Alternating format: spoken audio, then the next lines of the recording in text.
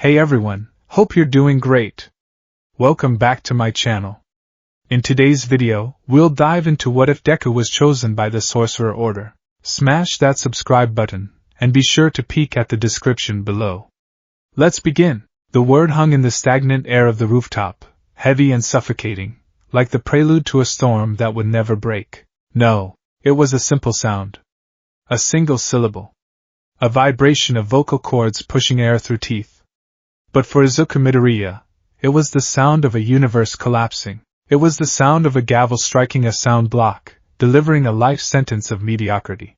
Izuku stood frozen, his school uniform slightly too large for his trembling frame, his hands clutching the strap of his yellow backpack until his knuckles turned the color of old bone. Across from him, surrounded by a cloud of steam that hissed like a dying engine, stood the emaciated form of Toshinori Yagi.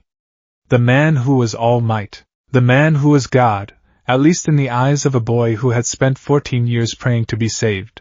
Pros are always risking their lives, All Might said, his voice lacking the booming resonance that usually shook television speakers. It was hollow, tired, and apologetic. I cannot simply say, you can become a hero even without power. It is not realistic, young man. Realistic. The word cut deeper than any villain's blade. Izuku's mouth opened, a desperate, pathetic reflex to argue, to cite a statistic, to mention a support item, to say something. But his throat was filled with sand. The notebook, Hero Analysis for the Future, number 13, felt like a lead weight in his hand. It had been signed by All Might only minutes ago. Now, the signature felt less like an autograph and more like an epitaph. I see, Izuku whispered. The sound was so quiet the wind nearly stole it instantly. All Might coughed, a wet, unhealthy sound, and turned toward the stairwell door. If you wish to help people, there is always the police force. They are often mocked for simply receiving villains, but that is a fine profession as well. It's not bad to dream. But you also have to consider the reality. The door clicked shut. Izuku was alone. The silence of the rooftop was absolute. Below him, the city of Muzurufu hummed, a living, breathing organism of millions of people, 80% of whom were born with the spark of the extraordinary. Down there, people were flying. They were lifting cars. They were shooting fire from their fingertips and changing the weather with a sneeze. Down there was a world of color and light. And up here, there was just Izuku. Just the static. Just the empty space where a quirk should have been. He walked to the railing. The metal was cold against his palms. He looked down. The drop wasn't dizzying, it looked strangely inviting. Just a step. A step into the air, and then, gravity. The only law of physics that treated everyone equally, quirk or not. If you want to be a hero that badly, there's a quick way to do it. Katsuki Bakugo's voice echoed in his mind, overlapping with the phantom sensation of explosions popping against his shoulder. Take a swan dive off the roof and hope for a quirk in your next life. Izuku's grip on the railing tightened. Tears, hot and stinging, finally spilled over, tracking through the soot on his cheeks. He leaned forward, his center of gravity shifting. No. He pulled back, gasping, stumbling away from the edge as if the metal had burned him. He fell onto his backside, the gravel of the roof biting into his legs. He curled into himself, forehead touching his knees, and screamed. It wasn't a scream of rage. It was a scream of grief. He was mourning himself. He was mourning the Izuku Midoriya who thought he could be a hero. That boy had died the moment All Might closed the door. I'm sorry, Mom, he choked out to the empty air. I'm sorry I'm broken. The walk home was a blur of gray concrete and motion blur. Izuku didn't take his usual route. The usual route led under the bridge, the underpass where the sewage smelled sweet and rot-like. He couldn't explain why, but a primal, shivering instinct turned his feet away from that path. He felt a strange repulsion, a cold sweat that had nothing to do with the summer heat. He avoided the tunnel, taking the long way around, meandering toward the train station to head into Tokyo proper, just to delay the inevitable return home where he would have to look his mother in the eye and tell her nothing had changed. He needed to be anonymous. He needed to be a ghost. He rode the train into Tokyo, staring at his reflection in the glass. Around him, passengers displayed their casual power. A woman with long, prehensile vines for hair was reading a magazine, turning the pages with a lock of hair. A man with a head made of blue crystal was sleeping, his snoring sounding like wind chimes. Izuku got off at a random stop in Shinjuku, wandering aimlessly. The sun began to dip, painting the sky in bruised purples and bloody oranges. The neon lights of the city flickered to life, a kaleidoscope of artificial hope. He walked for hours. His legs burned, but the physical pain was a welcome distraction from the hollow ache in his chest. He walked until the crowds thinned, until the glossy skyscrapers gave way to older, shorter buildings, squeezed together like crooked teeth. He found himself in a district he didn't recognize. The map on his phone was glitching, the blue dots spinning in circles as if confused by the magnetic fields. The air here smelled different. It didn't smell like exhaust and fried food. It smelled of ozone, old parchment, and something like burning sage. He turned a corner and stopped. There was an alleyway. It shouldn't have been there. Izuku had an analytical mind. He noticed spatial relationships. The building on the left was a ramen shop. The building on the right was a laundromat. They shared a wall. He could see the brickwork melding together from the street view. And yet, as he looked straight ahead, the buildings seemed to inhale, pulling apart to reveal a narrow, cobblestone passage that defied the architecture around it. It was dark, swallowed by shadows that seemed too heavy for the time of day. But at the end of the alley, perhaps 50 meters deep, stood a door. It was a magnificent, archaic thing. Wooden, dark as obsidian, bound in polished brass. And in the center, etched into a circular window of stained glass that glowed with a faint, impossible light, was a symbol. 4 swirling lines, intersecting within a circle. Izuku stared at it. He should turn around. It was getting late. This was a sketchy alley in a strange part of Tokyo. It was dangerous. Villain attacks happened in places like this, but then he felt it. It wasn't a voice. It wasn't a sound. It was a pull. It felt like a fishhook had been gently threaded through his sternum, tugging him forward. It was a resonance, a vibration in his very marrow. For the first time in his life, Izuku didn't feel like an empty vessel. He felt like a compass needle that had finally found north. Come, the silence seemed to say. Come and see. His feet moved without his permission. He walked down the alley, the sounds of the Tokyo traffic fading instantly, replaced by a heavy, ringing silence. The air grew colder, sharper. The shadows seemed to reach for him, not with malice, but with curiosity. He reached the door. There was no handle. No keyhole. Just the symbol, glowing softly. Izuku raised his hand. His fingers trembled. He remembered All Might's hand, large and reassuring, crushing his dreams. He remembered Bakugo's hand, popping with nitroglycerin, burning his uniform. Hands had always been sources of pain or rejection. He placed his palm against the wood. Hello? He whispered. The wood didn't feel like wood. It felt like warm skin. The symbol flashed. A burst of amber light that forced Izuku to squeeze his eyes shut. A mechanical clunk hiss echoed, like the tumblers of a bank vault sliding into place. The door swung inward. Izuku opened his eyes and stepped across the threshold. He expected a hallway. He expected a dusty antique shop. Instead, he stepped into a cathedral of impossible geometry. Izuku gasped, his backpack slipping from his shoulder and hitting the floor with a thud. He was standing in a foyer, yes, but the ceiling was missing. Instead of plaster and beams, he looked up into a swirling nebula of stars, trapped within the architecture. A staircase spiraled upward to his left, but halfway up, gravity seemed to twist. The stairs inverted, running upside down along the wall, leading to a balcony that hung perpendicular to the floor. The room smelled of beeswax and ancient dust, permeating a silence so profound it was loud. Is this a quirk? Izuku muttered, his analyst brain frantically trying to categorize the input. Spatial warping? Hallucinogenic gas emitting from the timber? No, the structural integrity implies. It implies you are trespassing. The voice was sharp, cutting through Izuku's muttering like a katana through silk. Izuku yelped, spinning around. Standing in the shadow of a large, arched window was a man. He was tall, dressed in layered robes of forest green and dark blue, cinched with a wide leather belt. His skin was dark, his hair cropped short, and his expression was one of severe, lethal discipline.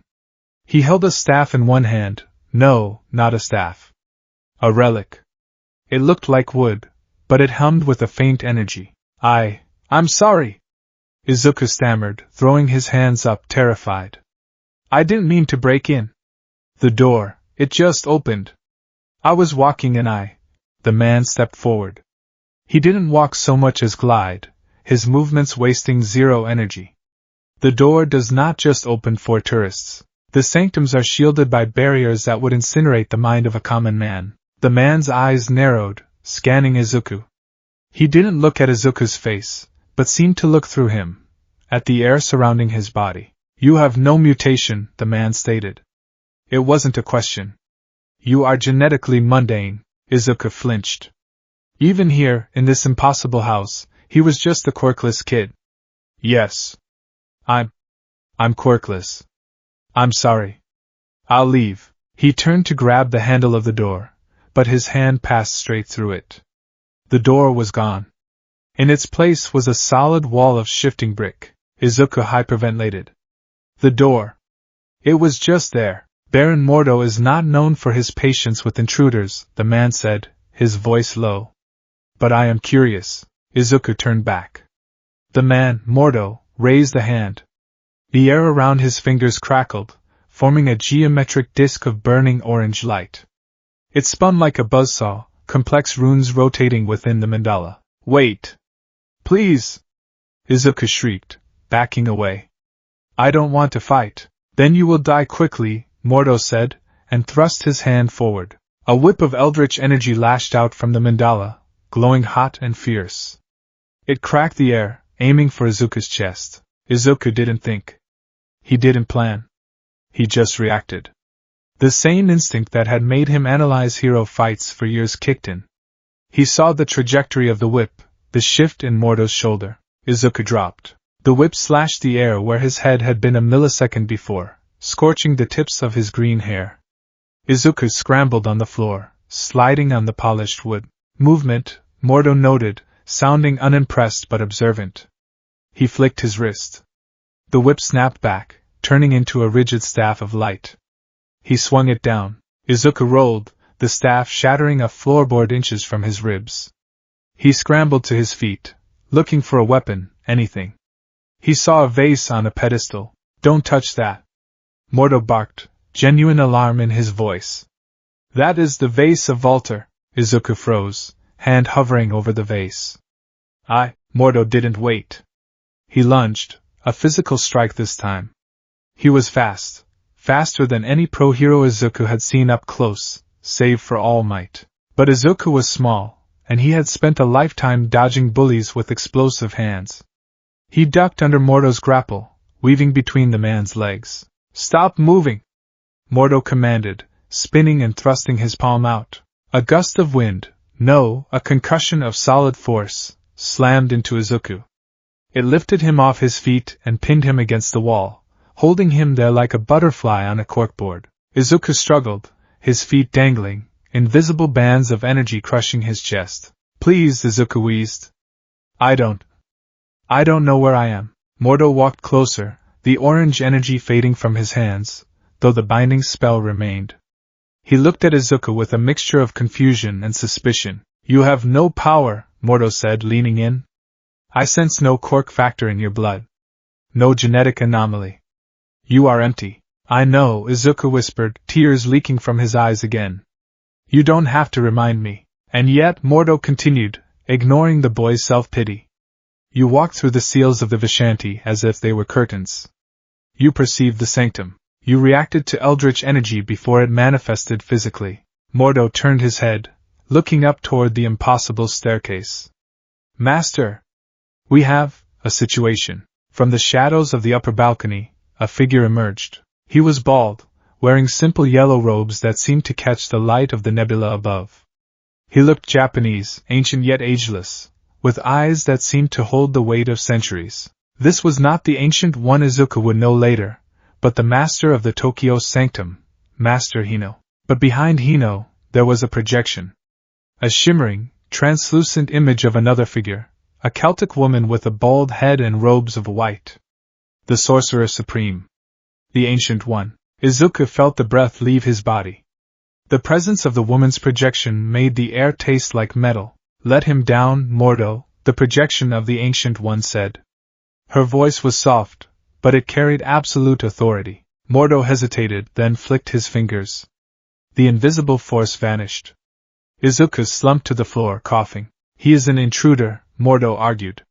He has seen the interior. He was invited, the Ancient One said. She looked down at Izuku. Her eyes were kind, but piercing. Izuku Midoriya. Age 14. Diagnosis, quirkless. Status, rejected. Izuku looked up, trembling. How do you know my name? The projection floated down to the ground level, hovering inches above the floor. We watch the world, Izuku.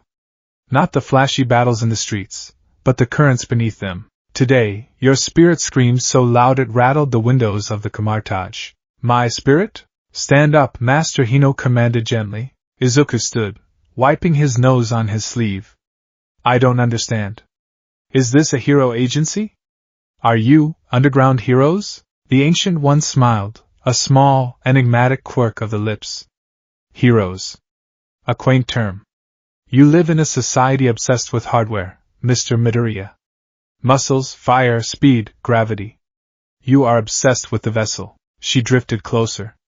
Tell me, what is a quirk? It's a biological evolution, Izuku recited automatically, his nerd instincts taking over despite the fear.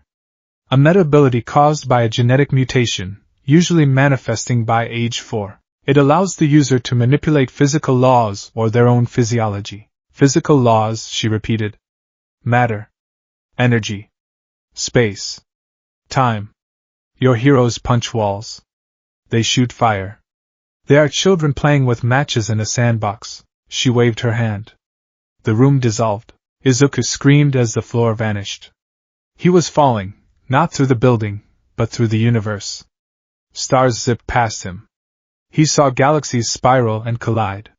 He saw colors that didn't have names. He saw a dimension made entirely of mirrors, reflecting infinite versions of himself. He saw a realm of darkness where burning eyes watched him from the void. And then, just as suddenly, he was back in the foyer, on his knees, retching dryly. What was that?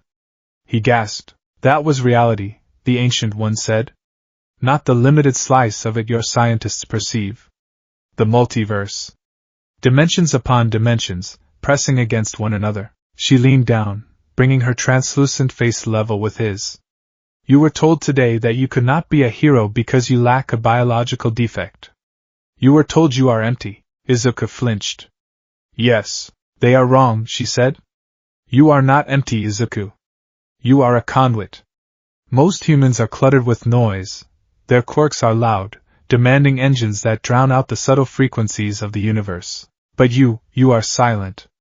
And because you are silent, you can hear the music, Mordo scoffed from the side. He is a child, Ancient One. He is timid.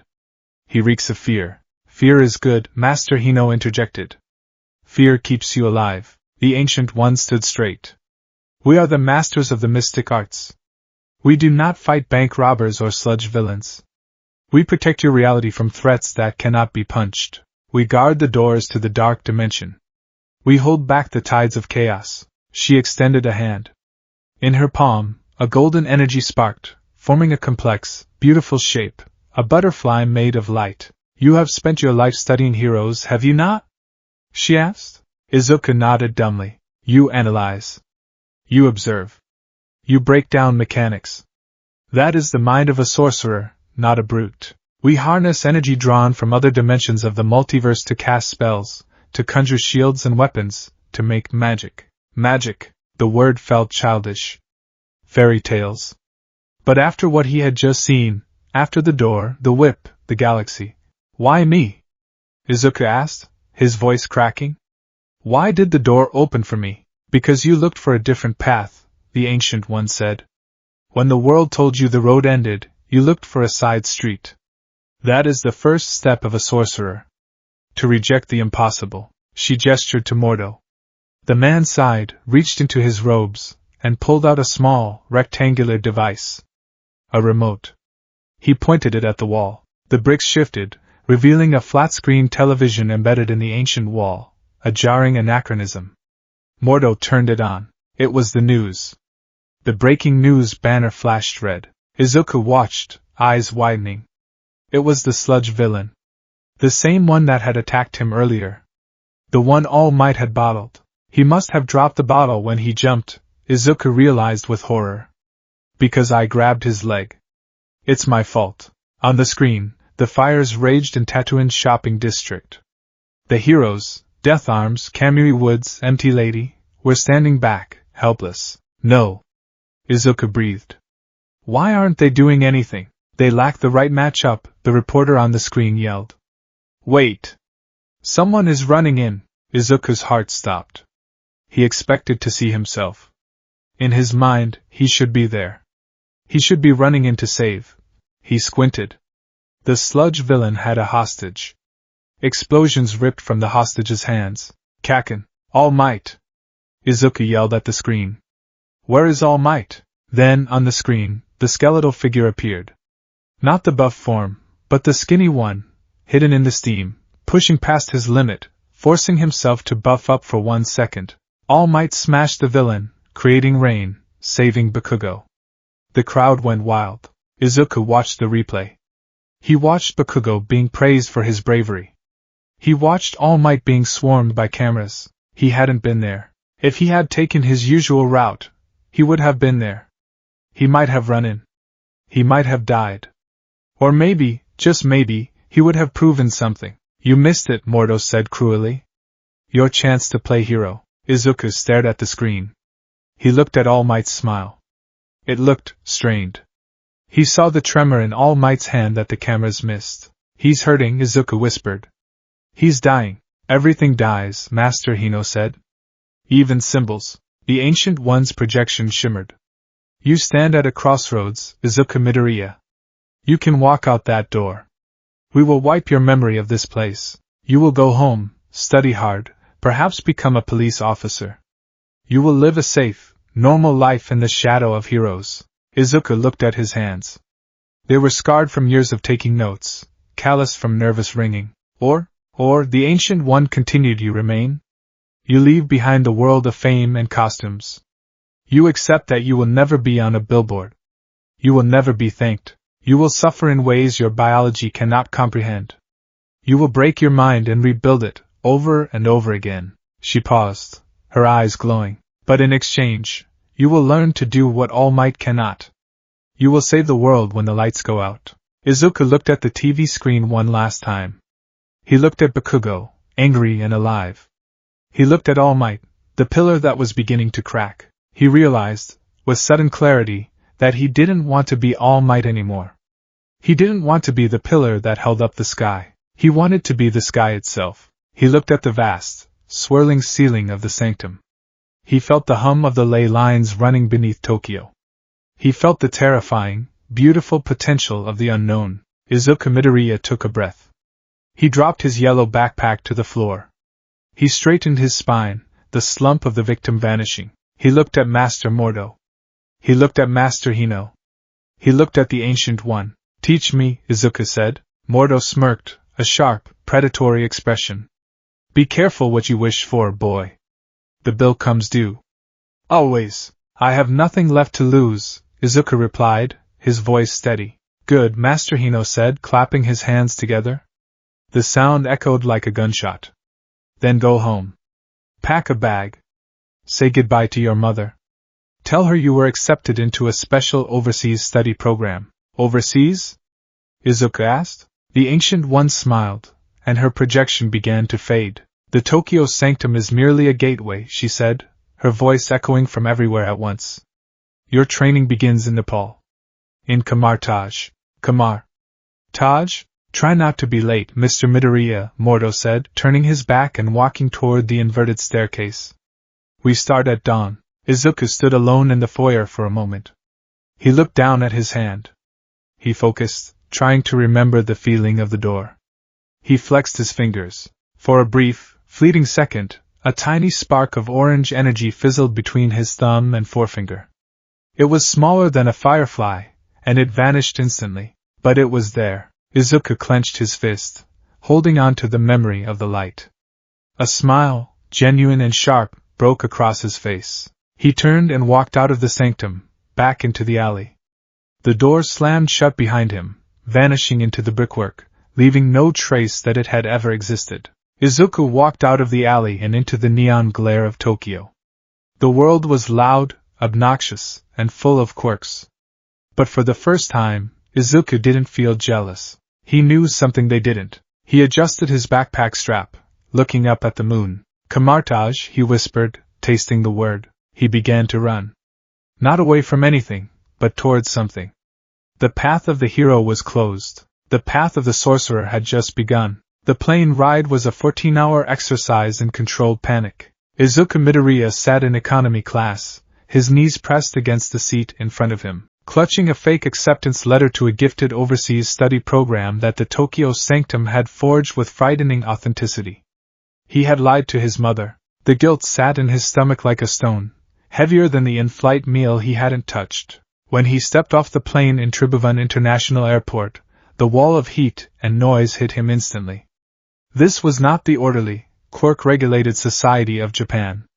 This was Kathmandu. It was a sensory assault. The air was thick with dust, exhaust, and the scent of burning juniper. Rickshaws and taxis wove through traffic with a disregard for physics that Izuku found alarming. People were everywhere, shouting, bargaining, praying. And the quirks here, they were different. In Japan, quirks were polished, registered, and integrated into a high-tech society. Here they felt raw. A man with 4 arms was carrying crates of chickens. A woman levitating a few inches off the ground was sweeping dust from a shop entrance. It was chaotic, vibrant, and terrifying. Izuku checked the scrap of paper Mordo had given him. It had no address. Just a rough sketch of a stupa with eyes painted on it. Okay, Izuku muttered to himself, adjusting his backpack straps. Find the eyes. Simple. Just find the eyes. He walked for hours. He got lost in the labyrinthine streets of the mill. He was offered guided treks to Everest, hashish, and Tiger Balm by at least 3 dozen people. He politely bowed and apologized to every single one of them. By late afternoon, the shadows were lengthening, and Izuku was exhausted. He found himself in a quieter square, dominated by a massive white dome topped with a golden spire. On the 4 sides of the spire, the painted eyes of the Buddha looked out in all directions. The eyes, Izuku breathed. He looked around. The instructions ended there. He stood in the square, feeling foolish. Was this a test? Was he supposed to see a secret door? You are blocking the entrance. Izuku jumped, spinning around. A man in a maroon hood was standing directly behind him. He hadn't made a sound. I'm so sorry. Izuku squeaked, sidestepping. He looked at what he had been blocking. It was a small, unassuming wooden door, nestled between a tea shop and a seller of prayer flags. It looked completely ordinary. It looked like a door to a broom closet. The hooded man ignored Izuku and pushed the door open. Izuku caught a glimpse of the interior, not a closet, but a long, candlelit corridor stretching into an impossible distance. Izuku scrambled to catch the door before it closed. He stepped through. The noise of Kathmandu vanished instantly. The first month, the cup and the ocean. Camartage was not a school. It was a fortress of silence. The complex was a maze of stone courtyards, wooden pagodas, and training grounds that smelled of ozone and old wood. Monks and students moved with purposeful strides, their robes rustling softly. Some practiced martial arts in the courtyard, others sat in circles, weaving glowing geometric shapes in the air. Izuku was given a room. It was a cell, really. A straw mat, a small table, and a window that looked out over the Himalayas. No internet. No hero news. No All Might posters. For the first week, Izuku didn't learn magic. He learned how to sweep. He swept the courtyards. He scrubbed the floors. He carried buckets of water up endless stairs. It was the Karate Kid meets a monastery, and Izuku's muscles, unaccustomed to this kind of labor, screamed in protest. But the physical pain was manageable. He was used to pain. The mental frustration was worse. He had been given a book, the Book of the Vishanti, Volume 1 Primers. He sat in the library under the watchful, unblinking gaze of the librarian, a stout man named Wong who seemed to listen to Beyoncé on an iPod while radiating an aura of do not touch anything, Izuku read. He took notes. He pulled out a fresh notebook, Sorcery Analysis for the Future, number 1, and began to dissect the theory. Okay, Izuku muttered, his pen flying across the page. So, dimensional energy is drawn via somatic components, hand signs, and verbal components, mantras. It implies a conversion of biological stamina into metaphysical output. It's similar to emitter-type quirks, specifically those that require an external fuel source, but the fuel source is the multiverse itself. So, if I calculate the trajectory of the ley lines... Quiet, Wong said, without looking up from his book. Sorry, Izuku whispered. He went back to his notes. He understood the theory. He memorized the Sanskrit chants.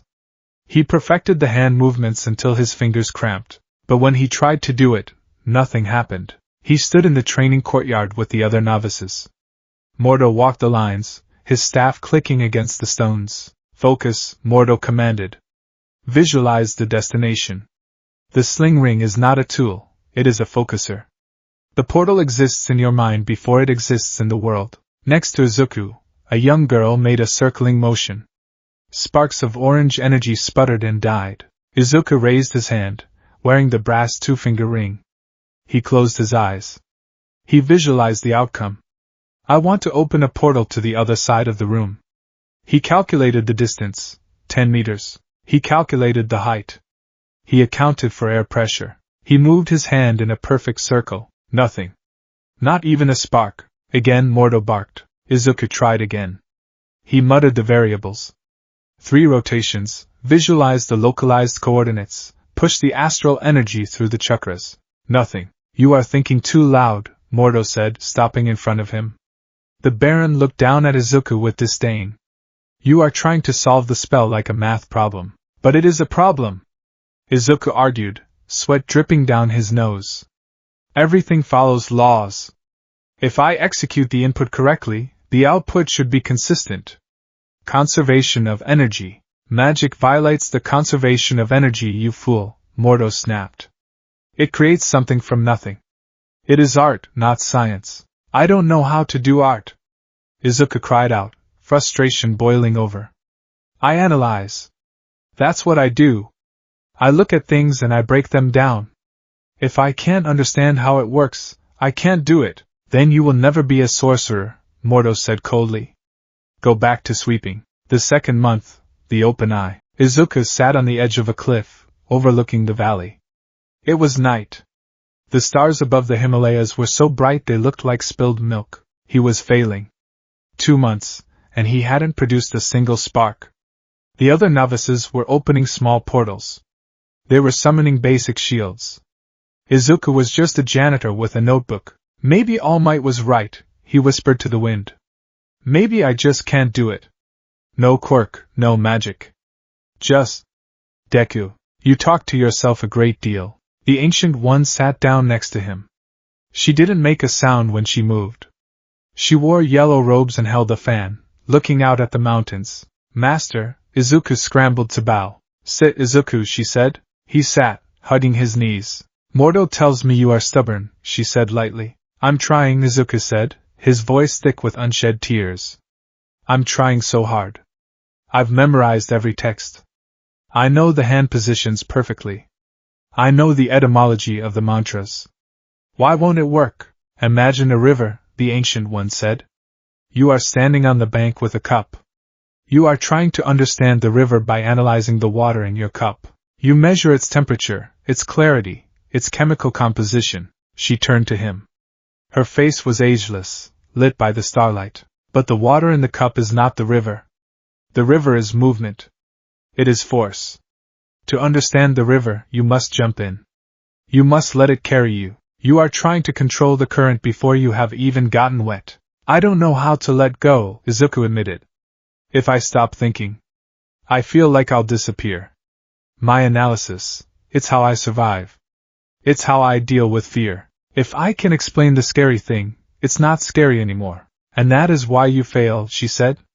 You use your intellect as a shield. But magic requires vulnerability. You must surrender your need for control to gain absolute control. I don't understand. No, she said, standing up. You don't. Because you are looking with your eyes. You need to open your eye. She stepped toward him.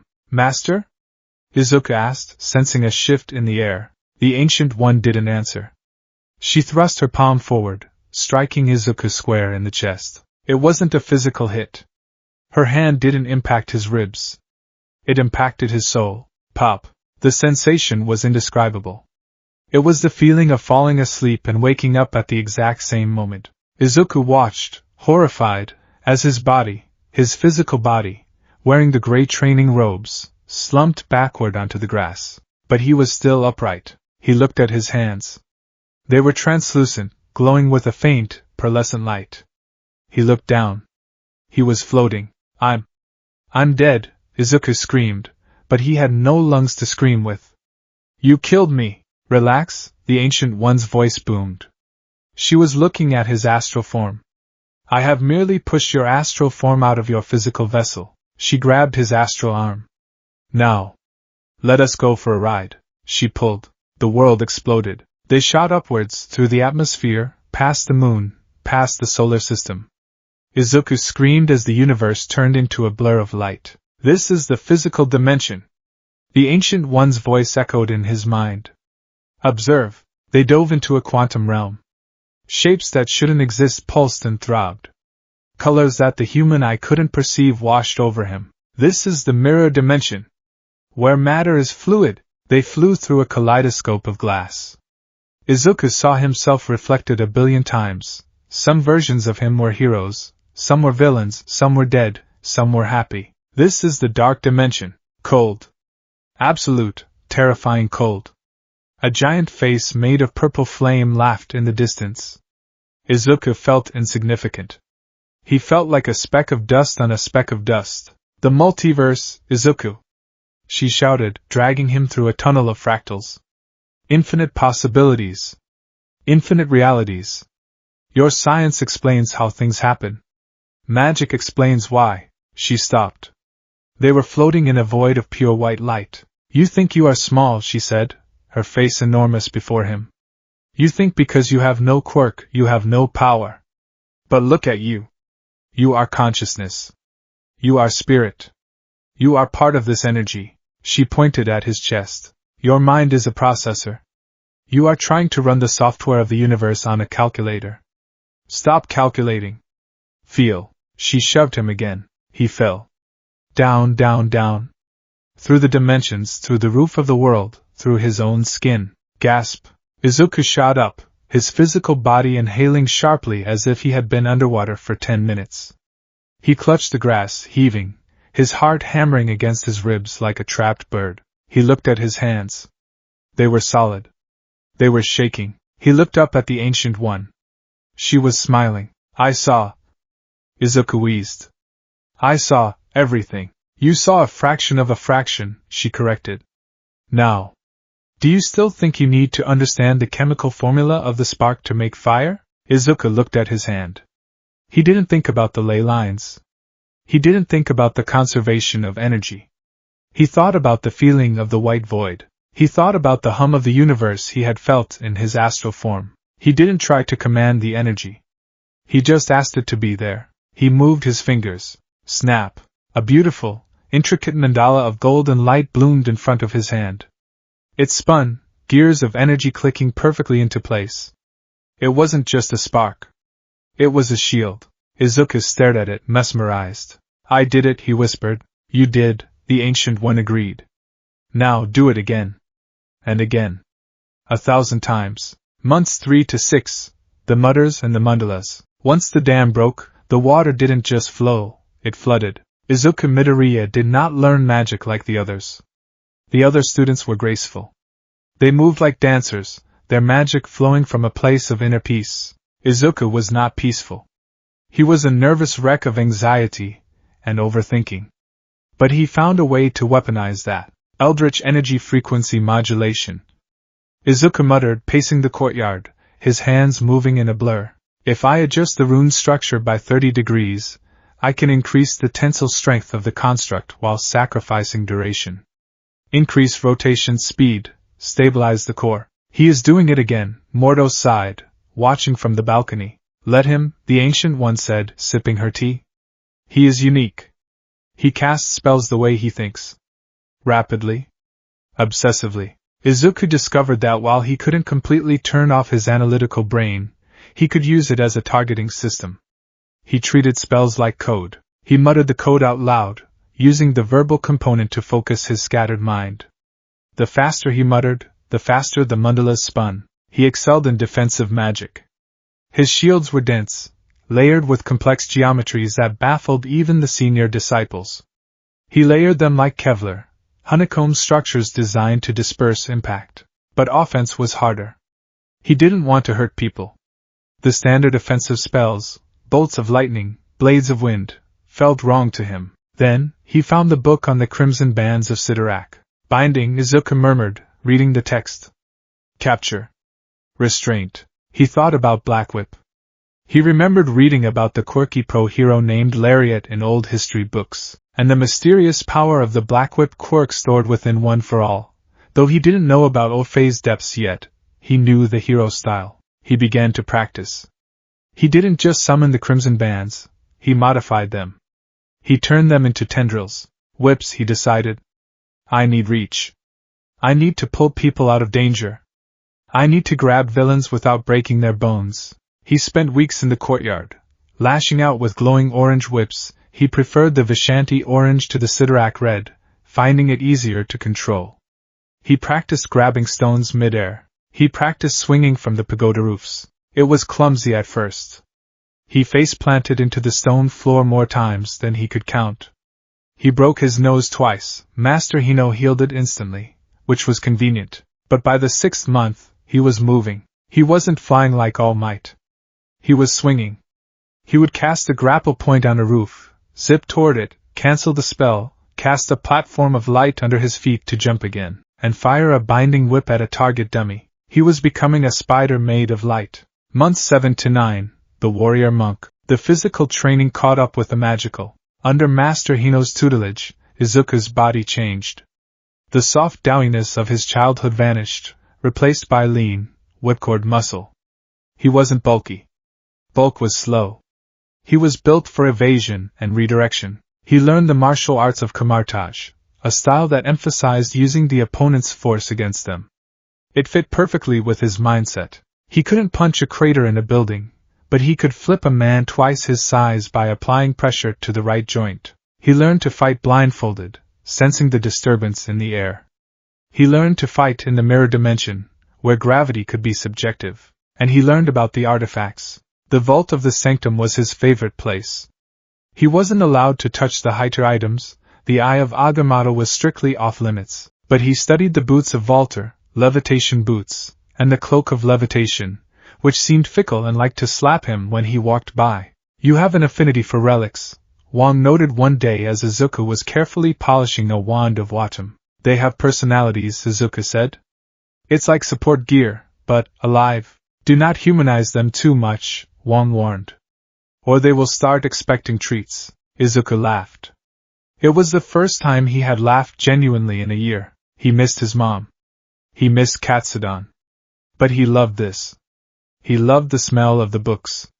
He loved the soreness in his muscles.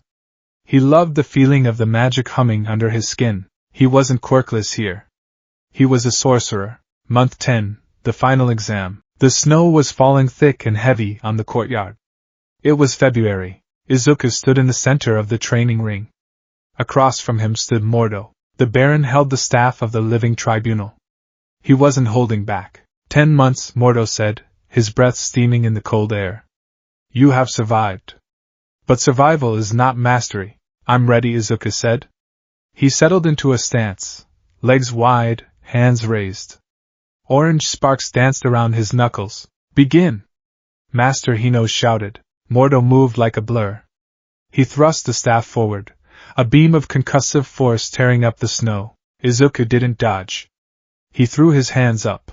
Shields of Seraphim, a massive, multi-layered mandala appeared. The beam hit it, cracking the first layer, but the second held. Izuku dropped the shield and slapped his hands together. Bolts of Balthak. Electricity crackled from his fingertips, arcing toward Mordo. Mordo deflected them with a spin of his staff, leaping into the air. Too slow! Mordo shouted, coming down for a crushing strike. Izuku smirked. I know. Izuku didn't block. He cast a portal directly above his head, and another one directly below Mordo's feet on the ground. Mordo fell through the ground portal and shot out of the sky portal, his momentum reversed. He fell up. Clever, Mordo grunted, twisting in midair to catch himself with his relic boots. He landed on the roof of the cloister. Izuku didn't wait.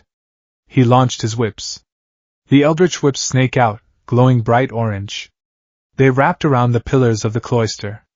Izuku yanked himself forward, slingshotting into the air. He met Mordo on the roof. Hand-to-hand combat ensued. Mordo was stronger, more experienced. He landed a kick to Izuku's ribs that knocked the wind out of him. Izuku tumbled back, sliding on the icy tiles. Mordo raised the staff for a finishing blow. Yield!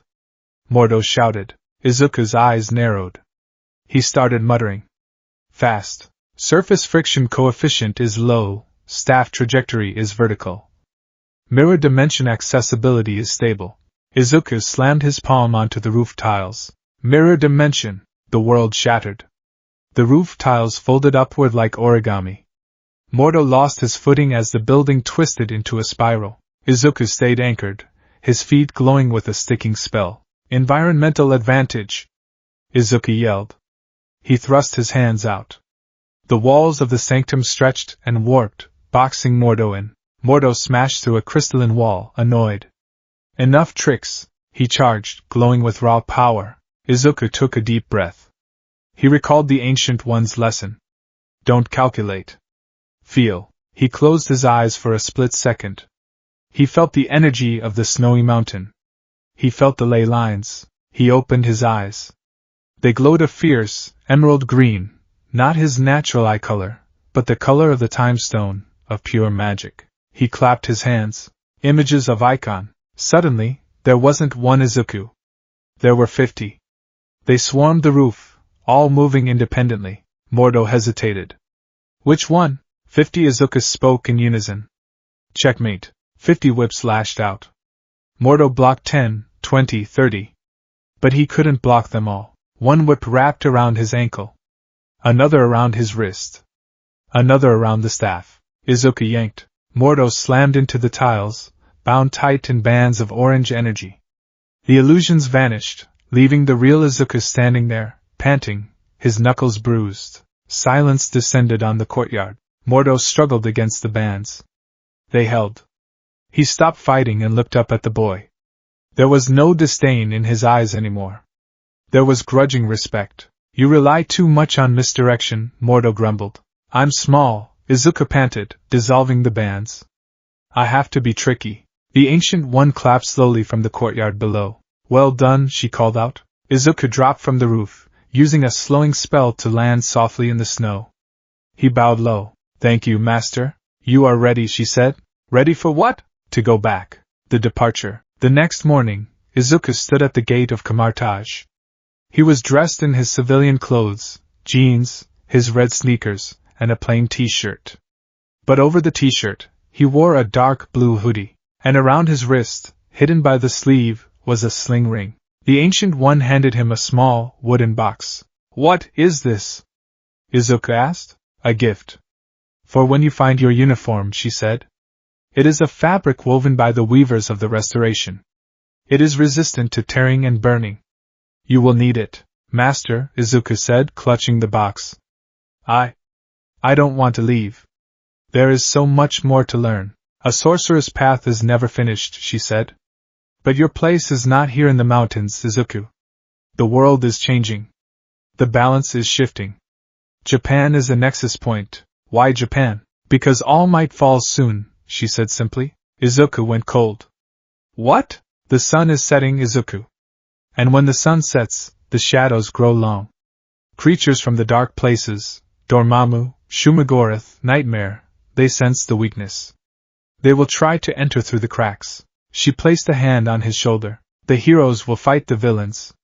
They will fight Shigaraki and all for one. But who will fight the things that lurk in the nightmares? Who will protect reality while the heroes protect society? Izuku straightened up. His eyes were hard. Determined. I will. Yes, she smiled. You will. You are the sorcerer of Musudafa now. She opened a portal. Through it, Izuku could see the familiar streets of Japan. He could hear the trains. He could smell the rain. Remember, Mordo said, stepping forward. The bill comes due. I'll be ready to pay it, Izuku said. He stepped through the portal. Musudafu, Japan.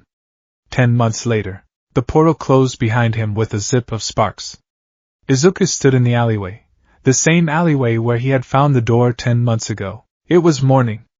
The day of the UA entrance exam. Izuku walked out of the alley. He took a deep breath. The air was polluted compared to the Himalayas, but it smelled like home. He walked to the beach, to Koba Municipal Beach Park. It was clean. Not because he had cleaned it, but because the municipality had finally gotten around to it, or maybe someone else had done it. He looked at the ocean. He saw a figure in the distance, a skinny blonde man sitting on the seawall, looking at the horizon. All Might. Izuku felt a pang of longing, but he squashed it. He didn't need All Might to give him power anymore. He had forged his own. He turned and walked toward UA High School, the gates of UA. The crowd was massive. Hundreds of students, all buzzing with nervous energy. Izuku saw Bakugo in the crowd, looking angry as usual. Izuku didn't flinch. He didn't hide. He walked with his back straight, his steps silent, the walk of a monk. He tripped on a loose brick. Old habits die hard. He began to fall. 7 rings of Ragador, no, too flashy. Just a gust. He flicked his finger. A tiny puff of wind caught him, righting him before he hit the ground. Whoa! Are you okay? A girl with a round face and brown hair was standing there. Ochako Uraraka. I'm fine, Izuku said, smiling politely. Just clumsy. Good luck. She chirped and ran off. Izuku walked into the orientation hall. He took his seat. Present Mike was screaming. Izuku filled out the registration form. Name, Izuku Midoriya.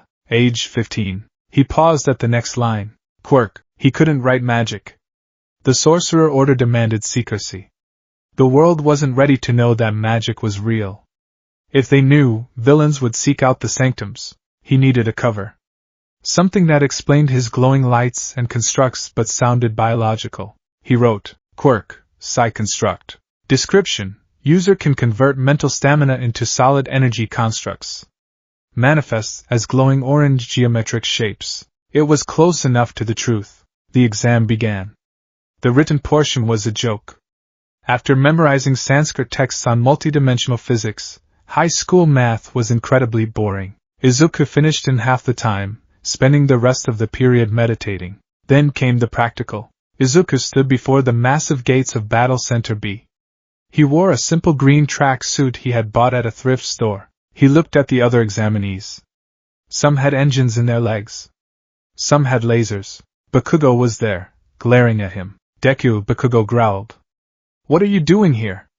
You're gonna get killed. Izuku looked at his childhood friend. He saw the fear behind Bakugo's rage. He saw the insecurity. I'm not defenseless anymore, Kaken, Izuku said calm, his voice devoid of the stutter that had plagued him for a decade. Bakugo blinked, taken aback by the tone. Start. Present Mike yelled. There are no countdowns in real battles. The crowd surged forward. Izuku didn't run. He raised his right hand. He rotated his wrist. Click hiss. 2 glowing orange mandalas appeared in the air, one under each foot. He stepped onto the air. Boots of valeting, he whispered. He launched himself forward, skating through the sky above the heads of the other students, leaving a trail of golden sparks in his wake. The sorcerer had arrived. The mock city of Battle Center B was a marvel of engineering. Skyscraping towers of concrete and glass simulated a dense urban environment, complete with paved roads, streetlights, and the hum of artificial electricity. To the average examinee, it was an intimidating gauntlet. To Izuku Midoriya, it looked like a playground. He stood at the towering gates, the green tracksuit hanging loosely on his frame, his red sneakers tapping a silent rhythm against the asphalt. While the other students stretched, hyperventilated, or checked their support gear, Izuku stood perfectly still. His hands were clasped behind his back, hidden within the loose sleeves of a windbreaker he wore over his shirt. His breathing was a slow, rhythmic tide. In for 4. Hold for 4. Out for 4. Hold for 4. The prana, the atmospheric energy that fueled magic, was thin here. The city was choked with industrial smog and the psychic noise of millions of people. It wasn't like the crisp, potent air of the Himalayas. Pulling energy here was like trying to drink a milkshake through a coffee stirrer. It required effort. It required focus. Hey, Izuku didn't jump. His spatial awareness, honed by months of blindfolded sparring with Mordo, had already registered the person approaching his left flank. He turned his head slowly. It was the boy with glasses and engines in his legs, Tenya Ida. He looked tense, his arms chopping the air even when he wasn't speaking. You have been standing motionless for 5 minutes, Ida stated, adjusting his glasses. Are you unwell? The exam is about to commence. If you are suffering from nerves, perhaps you should seek the medical tent. Izuku offered a small, polite smile, the kind the ancient one used when Mordo was being particularly stubborn. I am conserving energy. The test is an endurance run, not a sprint. Ida blinked, seemingly taken aback by the calmness of the response. I see. Well, that is a sound strategy, I suppose. But do not let your guard down.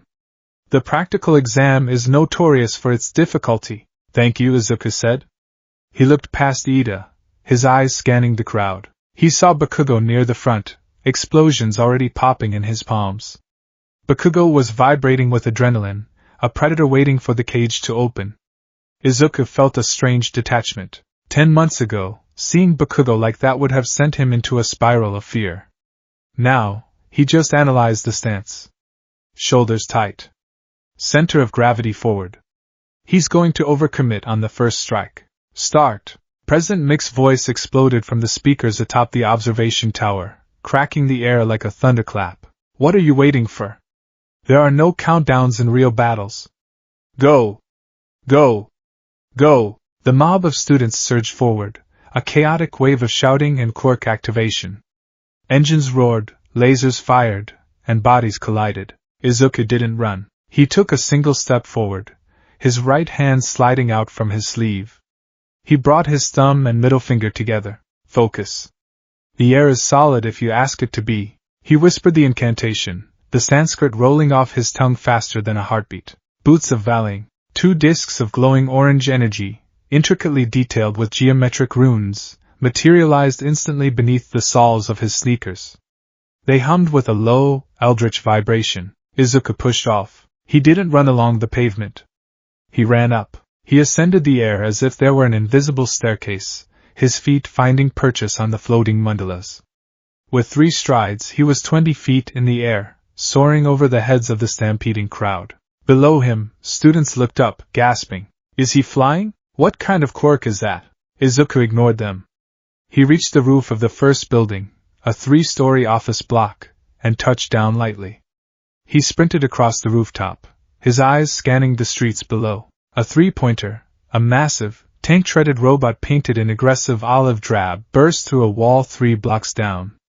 It locked onto a student with a crystallization quirk who was frozen in panic. Target acquired, the robot droned, its mechanical arm raising. Izuku didn't slow down. He leaped from the roof, plummeting toward the street. As he fell, he didn't panic. Gravity was just another law to be negotiated. He extended both hands, palms facing the robot. Don't use force. Use precision. Sever the connection. Bolts of Balthak. He didn't scream the spell. He didn't need to. The intent was the trigger. The words were just the focusing lens. Bolts of jagged, reddish-orange energy crackled from his fingertips. They didn't blast out like electricity. They moved with guided purpose, like snakes made of lightning. They zipped through the air, bypassing the robot's heavy armor plating and striking the exposed joints at the shoulder and neck. ZZZRT crack. The energy bolts surged into the robot's internal wiring. It wasn't a brute force explosion. It was a surgical short circuit. The robot's single red eye flickered and died.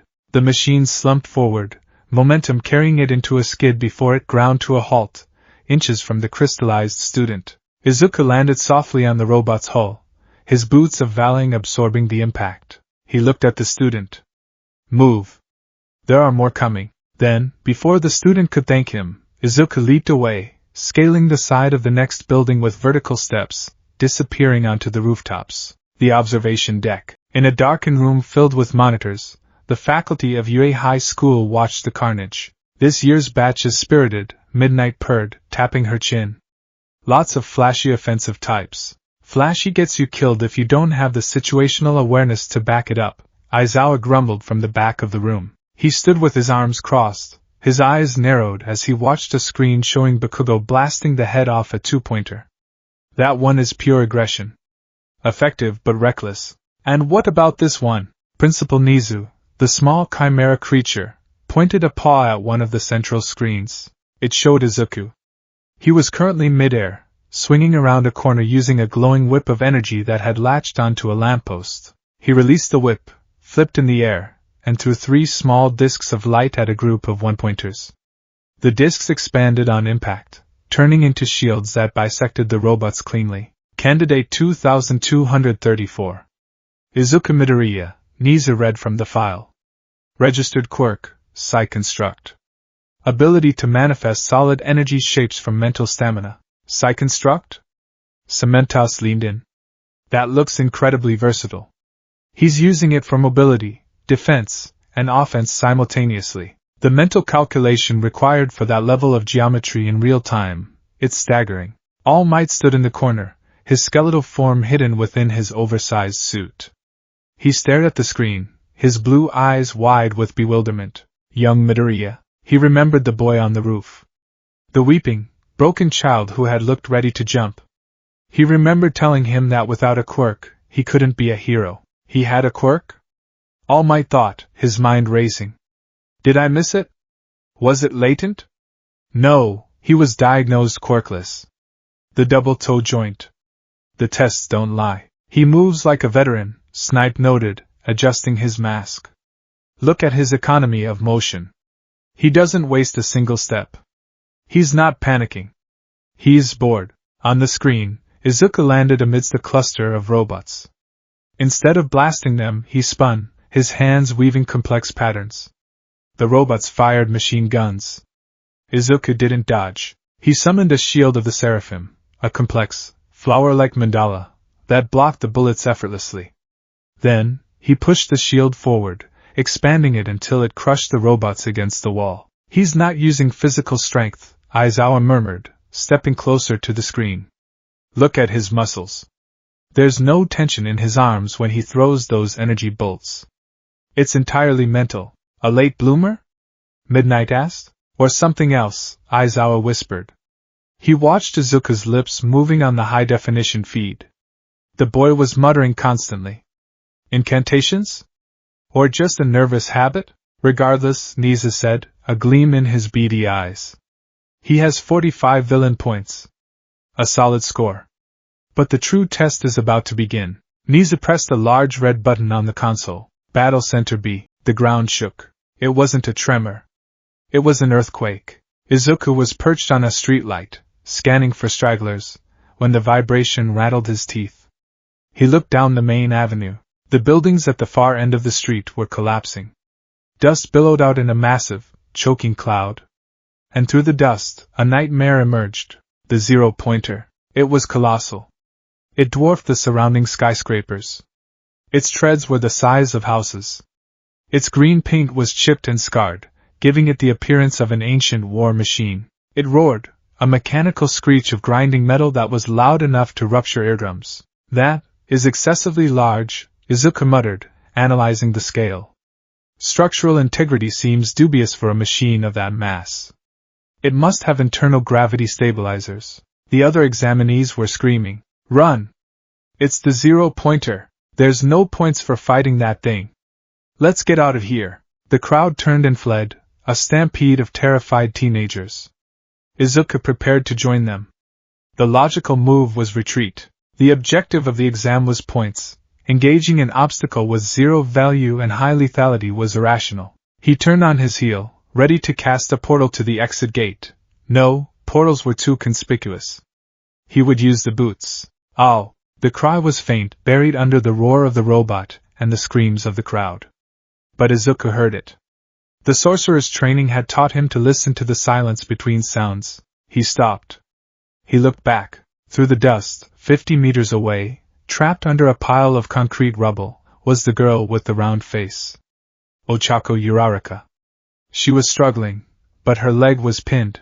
The zero-pointer was looming over her, its massive metal hand reaching down to clear the debris, and her along with it. The logical brain said, teachers will intervene. They won't let a student die. It's a test. The spirit said, the bill comes due. Izuku didn't think. He didn't calculate. He moved. He sprinted toward the robot, running directly against the flow of fleeing students. Hey! Are you crazy? You'll die! Someone shouted. Izuku ignored them. He reached Uraraka. He skidded to a halt, his hands glowing. Can you move? He asked, his voice cutting through the noise. My leg, it's stuck! She cried, tears in her eyes. She looked up at the towering death machine. You have to run! Izuku looked up. The robot was directly above them. The massive hand was descending. It was too big to block with a shield. Even the shields of Seraphim would shatter under that much mass. He couldn't blast it. His bolts weren't strong enough to penetrate that thick armor plating in time. He needed to redirect the force. He needed to change the battlefield. Biology can't stop this, Izuku thought. Physics says we die? Magic says physics is a suggestion. He stood up, placing himself between Uraraka and the robot. He spread his feet shoulder-width apart. He took a deep breath, inhaling the dust and the fear, and exhaled pure focus. He raised both hands, palms facing outward, fingers splayed in a specific, rigid formation. He began the chant, louder this time, his voice carrying a resonance that vibrated in the chests of everyone nearby. By the power of the Vishanti, his eyes glowed a brilliant, piercing white. I command the geometry of this space to yield. He slammed his hands together, then ripped them apart as if tearing a curtain. Mirror dimension. To the students watching, and to the teachers in the observation room, the world seemed to glitch. The air around the zero-pointer shattered like glass. The space itself folded.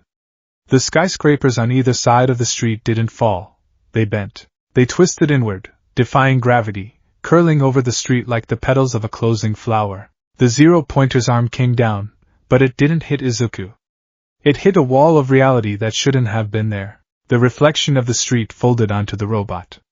The massive machine was suddenly squeezed by the buildings, not the physical buildings, but the mirror buildings. The dimension crunched inward. Crunch.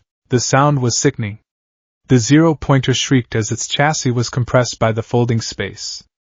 It was like watching a soda can being crushed by an invisible hand. Izuku stood in the eye of the storm, his arms trembling violently. Maintaining a localized mirror dimension overlay on the physical plane was exhausting. It drained his spirit rapidly. Fall! Izuku commanded, thrusting his hands downward. The distorted space slammed the crumpled robot into the ground, pinning it there. The building snapped back into place as Izuku released the spell. The glitch vanished. The zero-pointer lay smoking and ruined, half buried in the asphalt, mere feet from where Izuku stood. Silence. Absolute, stunned silence. Izuku dropped to one knee, gasping for air. His head felt like it was splitting open. The psychic feedback was immense. Are you okay? Uraraka whispered, staring at him with wide, terrified eyes. Izuku swallowed the bile rising in his throat. He turned to her, forcing a smile. He waved a hand, and a small, orange disk of light appeared under the rubble pinning her leg. Lift, he croaked. The rubble levitated effortlessly. I'm fine, Izuku lied, standing up on shaky legs. He offered her a hand. Can you stand? I think so. She took his hand. She looked at the destroyed robot, then back at him. That was your quirk? You folded the city. Psi-constructs, Izuku said, reciting his cover story, though his voice was hoarse. I projected a refraction field. Visual trickery combined with telekinetic pressure. It was a terrible explanation. A lie made of Swiss cheese. But in the heat of the moment, Nobody questioned it. Time's up. President Mike yelled. The siren wailed. Izuku let out a breath he didn't know he was holding. The adrenaline crashed. His vision swam. He didn't pass out. Sorcerers were trained to endure worse. But he swayed. Midoriya! Ida ran up, looking frantic. That was reckless, but undeniably heroic. You saved her. Izuku nodded vaguely. He looked at his hands. They weren't shaking from muscle fatigue. They were shaking because he had just tapped into a dimension of infinite fractal geometry and forced it to do his bidding. Mordo would be pissed, Izuku thought with a delirious chuckle.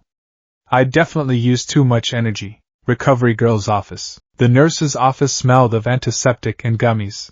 Izuku sat on the exam bed, swinging his legs. Recovery girl, the youthful heroine, was scanning him with a medical device, frowning deeply. This is peculiar, she muttered. Is something wrong, ma'am? Izuku asked politely. Your stamina, she said, tapping the screen. You just performed a feat that should have drained a pro-hero dry. You crushed a giant robot. By all rights, you should be suffering from severe muscle atrophy, dehydration, or caloric depletion. She looked at him over her visor. But your physical vitals are completely normal. Your heart rate is steady. Your glucose levels are fine. My quirk is mental, Izuku said, sticking to the script. It uses brain power. Even so, she countered. The brain burns calories. But you're showing signs of spiritual exhaustion. If I didn't know any better. Your brain waves are chaotic, like someone who hasn't slept in a week, but your body is fresh. She sighed and handed him a gummy. Whatever it is, it's potent. But be careful, Sonny. The mind can break faster than the bone. I know, Izuku said softly. I've learned that the hard way. The door opened. A gaunt, blond man in a baggy yellow suit walked in. Ah, All Might, Recovery Girl said. Here to scout the fresh meat? Izuku froze. He looked at All Might. All Might looked at Izuku. There was an awkward silence that stretched for an eternity. Young Midoriya, All Might said, his voice lacking its usual gusto. All Might, Izuku replied. He didn't stutter. He didn't fanboy. His voice was respectful, but cool. I saw what you did out there, All Might said, wringing his hands. On the roof, you said you were quirkless. I was diagnosed quirkless, Izuku corrected gently. Doctors make mistakes. Sometimes power just needs the right trigger to wake up. It wasn't exactly a lie. The trigger was despair. The power was magic. I see, All Might said. He looked relieved, but also sad. I am happy for you, my boy. You proved me wrong today. You acted like a hero. You told me to be realistic, Izuku said, sliding off the bed. He picked up his backpack. So I was. I found a way to save people that didn't require me to be you. He bowed low. Thank you for saving me from the sludge villain that day. You gave me the push I needed. He walked past All Might. Wait, All Might called out. Izuku stopped at the door. I am teaching here this year, All Might said. Foundational Hero Studies. I look forward to seeing you in class. Izuku looked back. His eyes flashed with that faint, emerald energy for a split second. I look forward to it too, Sensei. He walked out. The results. A week later, the letter arrived. Izuku was meditating in his room. He had turned his closet into a mini shrine, complete with incense and a small statue of the Vishanti. His mother slid the envelope under the door. Izuku! It's here! Izuku opened his eyes. He levitated the envelope to his hand. He opened it. The hologram disc fell out. All Might appeared. He did his usual spiel. Booming voice, dramatic gestures. Young Midoriya! You passed the written exam with flying colors. A perfect score. But the practical, the video cut to a leaderboard. Villain points, 45. Rescue points, 60. Total, 105. You saved young Uraraka. You faced an insurmountable threat and crushed it. This is the essence of heroism. Come, young Midoriya. This is your hero academia. Izuku watched the hologram fade. He felt satisfied. Not ecstatic. Not crying tears of joy. Just a quiet, warm satisfaction. Phase 1 complete, he whispered. Sanctum established. The first day, UA High was massive. The halls were wide, the doors were huge. Izuku walked toward Class 1A. He wore the gray UA uniform, but he had modified it slightly. Under the blazer, he wore a high-collared tunic reminiscent of the camouflage training robes. On his finger, the sling ring sat heavy and cold. He found the door. 1A. He took a breath. Center yourself. You are a leaf in the wind. He slid the door open. Get your feet off the desk. Ha! Who are you to tell me what to do, Four Eyes? The noise was instant. Ida was scolding Bakugo. Bakugo was being Bakugo. Izuku stepped in. The room went quiet. Bakugo slowly took his feet off the desk. He stared at Izuku. His eyes were red, bloodshot. He looked like he hadn't slept. Deku, Bakugo breathed. It wasn't a scream. It was a growl. Izuku walked to his desk, the one behind Bakugo. Good morning, Kaken. Bakugo stood up. His chair scraped loudly against the floor. He slammed his hands onto Izuku's desk. Explosions crackled against the wood, scorching it. You lied, Bakugo hissed. The smell of nitroglycerin was overpowering. I didn't. Don't give me that crap. Bakugo yelled, his voice cracking. You've been laughing at me. For years. You had a quirk this whole time. You watched me think I was the best, knowing you could do that. He pointed out the window toward the training grounds. You folded a building, Deku. You don't get that kind of control in a week. You've been hiding it. You think you're better than me? The class watched in stunned silence. Ida looked ready to intervene. Uraraka looked worried. Izuku didn't flinch. He didn't cower. He looked up at Bakugo, his expression calm. I didn't lie, Kaken, Izuku said softly. I was weak. I was empty. You were right. He stood up, bringing his face level with Bakugo's. But I found a different kind of strength. I didn't get it from genetics. I didn't get it from luck. I earned it. Every scar, every burn, every sleepless night. He leaned in closer. I don't think I'm better than you. I don't think about you at all when I fight. I look at the threat, and I remove it. Bakugo recoiled. He looked at Izuku's eyes. They weren't the watery, scared eyes of the boy he had bullied. They were deep. Old. They held the reflection of things Bakugo couldn't comprehend. You. Bakugo stammered. If you're here to make friends, pack up and leave. The voice came from the floor. Shota Aizawa lay in his yellow sleeping bag like a caterpillar. He sipped a juice pouch. It took you 8 seconds to shut up. That's not rational. Aizawa stood up, shedding the sleeping bag. He looked at the class with tired, dry eyes. I'm your homeroom teacher, Shota Aizawa. Put these on and meet me on the field. He held up a blue gym uniform. Aizawa's gaze lingered on Izuku. He narrowed his eyes. The boy with the psych work. Aizawa thought. Let's see if it follows the rules. Midoriya, Aizawa said. Izuku looked at him. Yes, sensei? Don't get comfortable, Aizawa warned. I expel students who have zero potential. And right now, you're the biggest question mark in this room. Izuku smiled. A small, confident smile. I like tests, Izuku said. The quirk apprehension test. The field was open. The sun was high. A quirk assessment test? The class shouted in unison. What about orientation? The ceremony? Uraraka asked. If you want to be a hero, you don't have time for ceremonies, Aizawa deadpanned. Bakugo, you finished first in the entrance exam. What was your softball throw in middle school? 67 meters, Bakugo grunted. Try it with your quirk. Bakugo stepped into the circle. He glared at the ball, then at Izuku. Dai-thai! Boom! The ball rocketed into the sky. 705.2 meters, Aizawa read from his device. The class gasped. Awesome! We can use our quirks? This looks fun. Fun? Aizawa asked darkly. You have 3 years to become heroes. You think it's all fun and games? Right. The student with the lowest total score will be judged to have no potential and will be expelled. Panic rippled through the class. Izuku stayed silent. He stretched his arms. Expulsion, he thought. Another threat. Morto threatened to throw me off a cliff if I didn't open a portal. This is manageable. Midoriya, Aizawa called. You're up for the ball throw. Izuku walked to the circle. He picked up the ball. It felt light. He looked at Aizawa. The teacher's hair was floating. His eyes glowed red. Erasure, Izuku analyzed. He cancels quirk factors by shutting down the genetic expression. Izuku held the ball. Aizawa stared at him, activating his quirk. I'm erasing it.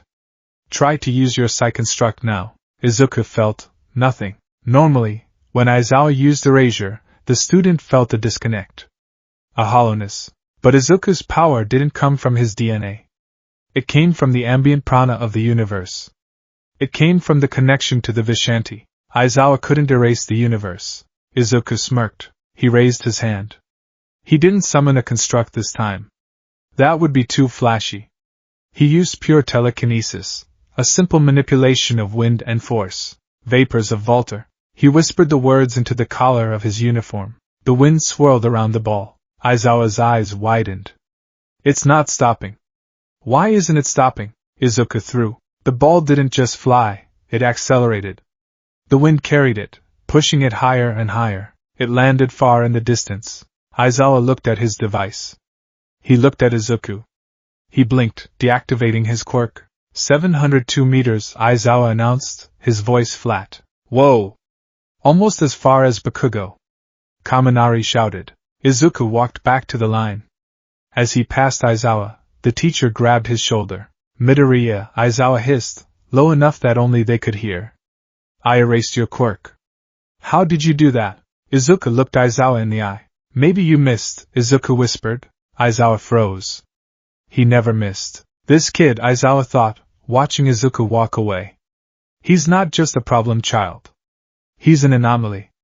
Logic doesn't apply to him. Izuku stood next to Uraraka, who gave him a thumbs up. He looked at his hand. The energy was humming. Science versus magic, Izuku thought. Round 1 goes to magic. The silence on the P grounds was heavy, broken only by the distant sound of traffic and the wind rustling the leaves of the trees bordering the campus. To the rest of Class 1A, the quirk assessment test was a high-stakes competition, a terrifying hurdle placed by a teacher who looked like he slept in a dumpster. To Shota Aizawa, it was a laboratory. And right now, his microscope was focused on one subject. He stared at the digital readout on his tablet. 702 meters. He looked at Izuku Midoriya. The boy was walking back toward the group, rubbing his wrist casually. There was no sweat on his brow. No panting. No redness in his skin to indicate blood rushing to activate a biological engine. Aizawa's eyes, dry and stinging, narrowed further. I erased it. When the boy had stepped up to throw, Aizawa had activated erasure. He had felt the familiar tug of his quirk latching onto the target's quirk factor, the genetic sequence that governed the meta-ability. It was usually a sensation like flipping a breaker switch. The light goes out. The engine stops. But with Midoriya, there was no switch. It was like trying to erase gravity. Like trying to erase the color blue.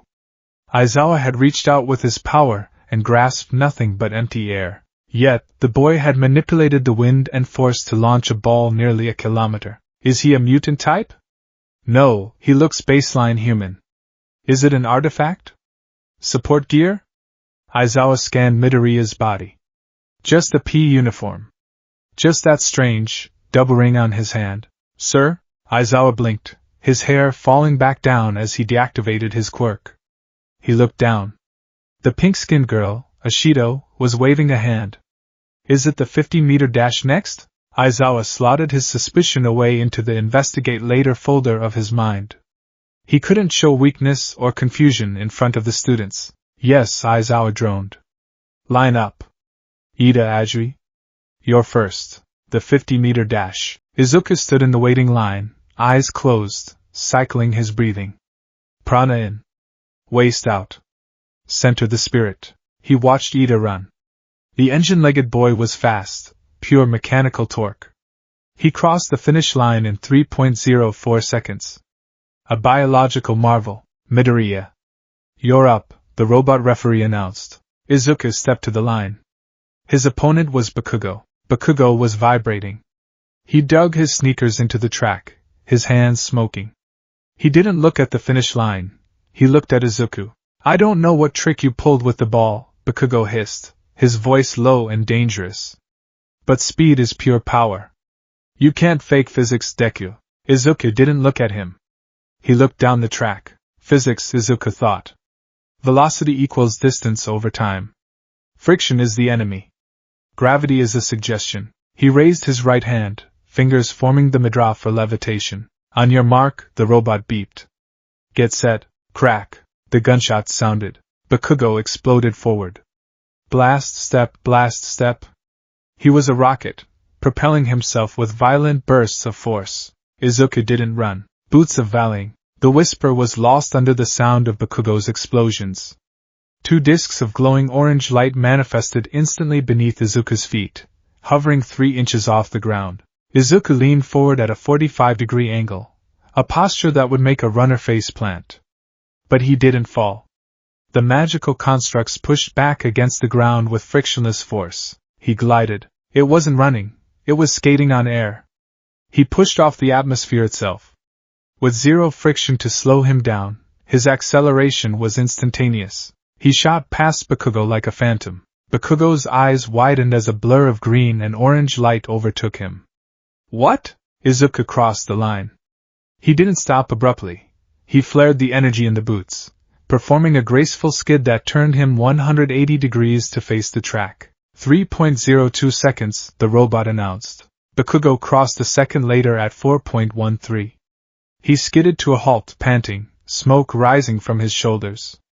He stared at Izuku. You! Bakugo choked out. You were floating. Levitation reduces drag, Izuku said simply, the glowing discs fading from his feet. The grip strength test. Mizo Shoji, the boy with multiple arms, squeezed the device. 540 kilograms. Whoa! That's a monster score! Kaminari yelled. Izuku took the device. He held it in one hand. He didn't have super strength. His muscles were lean, built for endurance and martial arts, not hydraulic crushing. Reinforced the skeletal structure. Enhanced the tendon density with astral energy. Faltine's grip. Orange sparks danced across his knuckles. The energy wrapped around his hand like an exoskeleton of light. He squeezed. The metal of the device groaned. Beep.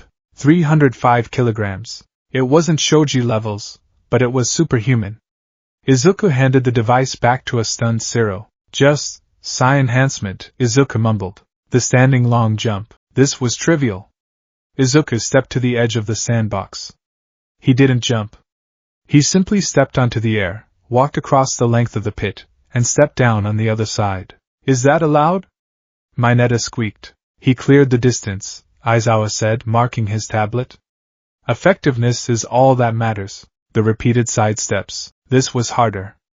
Agility required bodily coordination. Izuku used a minor time dilation spell, hasted steps, on his own nervous system. To the class, he looked like a blur, moving side to side with frantic speed. To Izuku, the world had slowed down slightly, allowing him to place his feet with perfect precision. The verdict. The sun was setting, casting long, bloody shadows across the field.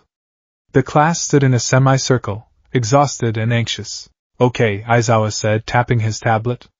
I'm not going to waste time reading the scores out loud. Just look at the board. He projected the hologram. 1. Momo Yaoyorozu. 2. Shoto Todoroki. 3. Izuku Midoriya. 4. Katsuki Bakugo. 20. Izuku Midoriya. Wait. No, Izuku was third. 20. Minoru Mineta. Mineta collapsed to his knees, weeping openly. I'm done for. My harem dreams. Bakugo stared at the board. Third. Deku was third. He was fourth. The explosion boy was vibrating so hard he looked blurry. He wasn't screaming. The silence was worse. He was staring at Izuku's back with the intensity of a laser. By the way, Aizawa said, zipping his sleeping bag halfway up. The expulsion was a logical ruse. The class froze. It was a deception to draw out your maximum potential. Way out? The class shrieked. I knew it! Yaoyorozu sighed, clutching her chest. It was obviously a pedagogical technique. That was a little scary, though, Azuri croaked. Izuku didn't react. He knew it was a lie. Or rather, a half-truth. He had sensed the intent in Aizawa's aura. The man would have expelled someone if they had been truly hopeless. Dismissed, Aizawa said. There are handouts in the classroom. Midoriya, stay behind. The air in the group sucked out instantly. Uraraka gave Izuku a worried look. Bakugo paused, glancing back, before stomping away. Soon, it was just Izuku and Aizawa on the empty field. Aizawa walked closer. He looked even more tired up close. What are you? Aizawa asked. It wasn't a teacher asking a student. It was a threat assessment. Izuku adjusted his backpack strap. I'm a student, sensei. Trying to be a hero. Cut the crap, Aizawa snapped. His eyes flashed red for a second, then deactivated. I erased you 4 times today. Ball throw. Dash. Jump. Grip test. Every time, nothing happened. My quirk is absolute. It stops the quirk factor from expressing. He took a step closer, looming over the boy. That means one of 2 things. Either you have a mutation so subtle it bypasses the genetic trigger, or you aren't using a quirk at all. Izuku met his gaze. He didn't flinch. The training in Camartage, staring down demons and cosmic horrors, made a grumpy teacher seem manageable. You're right, Izuku said quietly. It's not a quirk. Not in the way you understand it. Aizawa stiffened. Vigilante tech? If you're using concealed support items, it's not tech, Izuku interrupted. He raised his hand. He didn't cast the spell, but he let the ambient energy pool in his palm, distorting the air like heat haze. It's technique? Study? Discipline? That's impossible, Aizawa scoffed. You can't study your way into levitation. You can't study your way into it here, Izuku corrected. The world is bigger than you, sensei. There are older ways. Aizawa stared at him. His logical mind was screaming bullshit, but his instincts, the instincts that had kept him alive as an underground hero, told him the boy wasn't lying. He was hiding something, yes, but he wasn't lying about the source. If you are a threat to this school, Aizawa whispered, I will bury you. I'm here to learn, Izuku said, bowing respectfully. And to protect.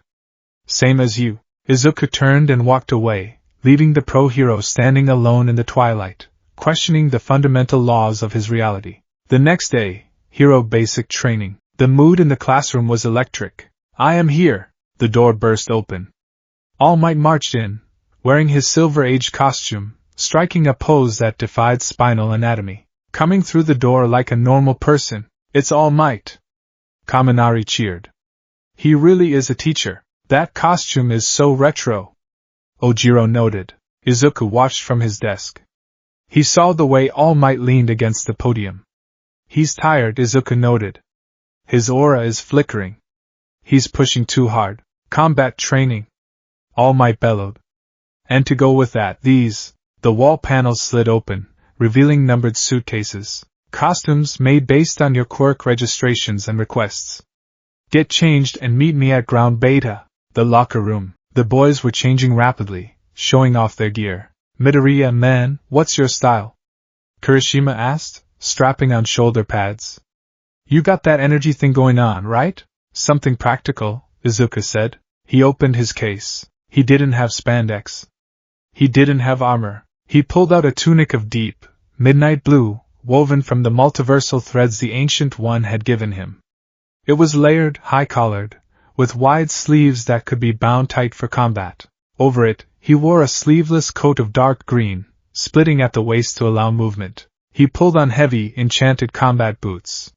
He wrapped his forearms in bandages that were inscribed with protection runes, hidden beneath the cloth. Finally, he placed the sling ring on his left hand, 2 fingers through the loops. He looked in the mirror. He didn't look like a superhero. He looked like a warrior monk. A sentinel. Whoa, Kirishima said.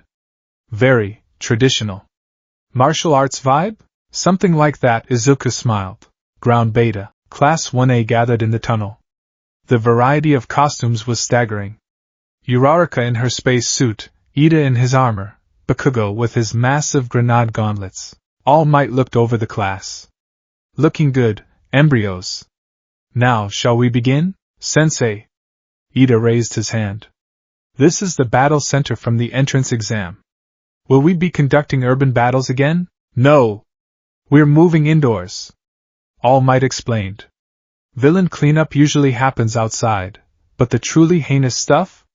That happens in the shadows. Backroom deals. Hideouts. Today, you will be split into heroes and villains, he explained the rules. 2 on 2. Capture the weapon or capture the enemy. All Might drew lots. Team A, Izuku Midoriya and Ochako Uraraka. Team D, Katsuki Bakugo and Tenya Ida. Izuku froze. Fate, he thought. Or just bad luck. He looked across the room. Bakugo was grinning. It was a feral, hungry look. He dragged a thumb across his throat. Heroes versus villains, All Might announced. Team D goes in first to set up. Team A enters in 5 minutes. The planning phase. Inside the building, on the 5th floor. This is bad, Ida muttered, pacing around the papier-mâché nuclear bomb. Midoriya was impressive in the assessment. His mobility is unpredictable. Shut up, Bakugo growled. He was standing by the door, staring at the floor. I'm going to crush him. Bakugo. The mission is to protect the weapon. We should barricade the... You protect the paperweight, Bakugo snapped, walking out. I'm going hunting. Outside, Izuku and Uraraka stood by the entrance map. I'm nervous, Uraraka admitted, adjusting her helmet. Bakugo looks really scary. He is, Izuku said calmly. He was checking the ley lines of the building. The concrete blocked some flow, but the structure was sound. But he's predictable. He leads with his right. He overcommits to explosions because he thinks force solves everything. So what's the plan? He's coming for me, Izuku said. He won't care about the weapon. He wants to prove I'm a fraud. So I'll draw his fire. You use your zero gravity to float up the ventilation shaft or the windows. Get to the weapon. Leave you alone with him? Uraraka looked horrified. But his explosions. I'll be fine, Izuku said. He turned to her, his eyes serious.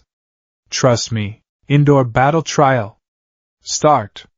All Might's voice boomed over the speakers. Izuku and Uraraka entered the building. The corridors were dark and narrow.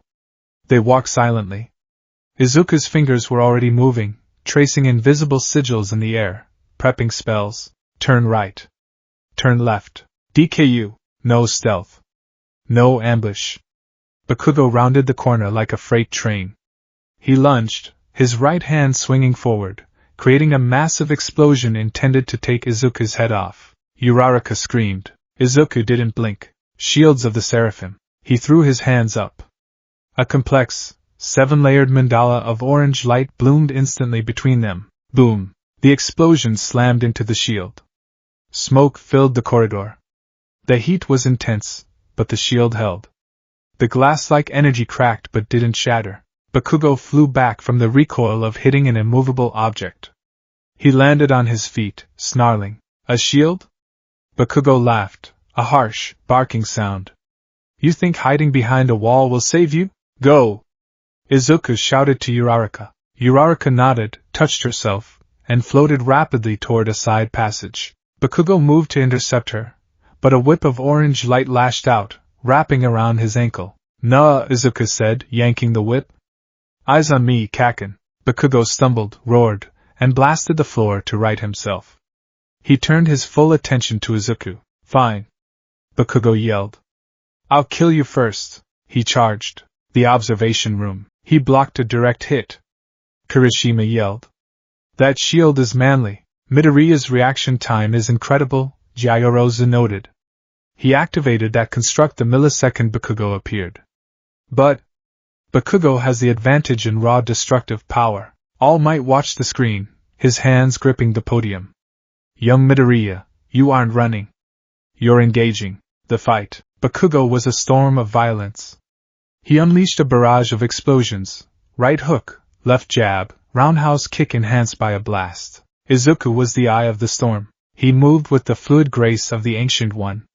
He parried a right hook with a small, localized shield on his forearm, then swept Bakugo's leg. Bakugo recovered instantly, blasting the wall to bounce off it and attack from above. Die! Izuku sidestepped. He didn't use brute force. He used the sling ring. As Bakugo flew past him, Izuku slashed his hand through the air. Zip! A small portal opened directly in Bakugo's path. Bakugo's fist flew into the portal. A second portal opened directly behind Bakugo's head. His own fist came out of the second portal and punched him in the back of the helmet. Gah! Bakugo crashed to the floor, confused. What the hell? Portals, Izuku said, standing calmly in the center of the hallway. I'm manipulating spatial coordinates. You're punching yourself. Bakugo scrambled up, his face twisted in pure rage. Stop using these cheap tricks. Fight me. Fight me with your fists. Why? Izuku asked. The question hung in the air. What? Bakugo blinked. Why should I fight you on your terms? Izuku stepped forward. The boots of Valing flared, lifting him a few inches off the ground, making him look taller. You look at the world and you see a hierarchy. Strong people at the top, weak people at the bottom. You think if you punch hard enough you win. Izuku raised his hand. The walls of the corridor began to rattle. I look at the world and I see the cracks in reality. I see the spaces between the atoms. Strength isn't about how hard you hit Kaken. It's about understanding the rules, and breaking them. Bakugo screamed, his ego fracturing. He pulled the pin on his gauntlet. I'll blow you to pieces. Young Bakugo, stop. All Might's voice came over the comms. That much explosive force indoors will kill him. He won't die if he dodges. Bakugo grinned maniacally. He fired. A massive blast of fire consumed the hallway. It was an inferno. The walls blackened, the windows shattered. In the observation room, the class screamed, but when the smoke cleared, Izuku was gone. What? Bakugo stared at the scorched floor. Did I vaporize him? Above you, a voice whispered. Bakugo looked up. Izuku was standing on the ceiling. He wasn't holding on with his hands. He was standing perpendicular to the floor, his boots glowing. He had walked up the wall and onto the ceiling just before the blast hit. Gravity, Izuku said, looking down at Bakugo. Another suggestion. Izuku pointed his hand down. I see tendrils of Ichthalon. A variation of binding magic. Blue-white bands of energy shot down, wrapping Bakugo's gauntlets, binding his arms to his sides. Bakugo struggled, screaming, firing explosions that just fizzled against the magical bindings. Uraraka, now! Izuku spoke into his earpiece. Got it. On the screen, Uraraka used the distraction. While Ida was listening to the explosions downstairs, Uraraka floated a pillar debris, launched it like a baseball bat, distracted Ida, and hugged the weapon. Hero team wins. All Might announced. The aftermath. Izuku released the spell. He dropped from the ceiling, landing softly. Bakugo fell to his knees. He wasn't hurt physically. Izuku had been careful, but he was shattered mentally. He looked at his hands. He looked at Izuku. You! Bakugo whispered. You didn't even sweat. Izuku walked past him toward the exit. He stopped and looked back over his shoulder. I'm not your punching bag anymore, Katsuki, Izuku said. He didn't use the nickname. And I'm not your rival. I'm doing something else entirely. He walked out into the light. The review. Back in the monitoring room, the class was silent as Izuku walked in. They looked at him with a mixture of awe and fear. Midoriya, Kirishima broke the silence. That was crazy. You were like a ninja wizard. It was a sound strategy, Yaoyorozu spoke up, though she looked pale. He minimized damage to himself, neutralized the threat without causing permanent injury, and controlled the environment. But, Midoriya-san? Izuku looked at her. Yes? The portals. The walking on the ceiling. The energy constructs, she listed them. Those represent 3 completely different branches of physics. Space manipulation, gravity manipulation, and matter creation. Biologically, a quirk should only be able to do one thing. How does your brain handle that many variables? Izuku tapped his temple. Training. Meditation. And a lot of headaches. It was true. His head was throbbing. He needed tea. Aizawa watched him from the corner. The teacher's suspicion hadn't waned, it had deepened. But now, it was mixed with something else. He disciplined Bakugo without malice, Aizawa thought. He controlled the fight perfectly. He's not a loose cannon. All right, All Might said, clapping his hands, though the smile didn't quite reach his eyes. Let's review the next match. But first, Young Midoriya, head to the nurse if you need to.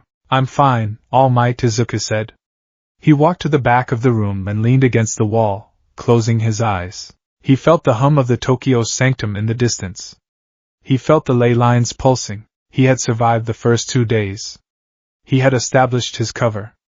He had defeated his childhood bully. But he knew the real test wasn't Bakugo. Somewhere in the city, a man with hands all over his body was scratching his neck, staring at a picture of All Might. And behind him, in the shadows of the cracks Izuku saw so clearly, something older and darker was watching.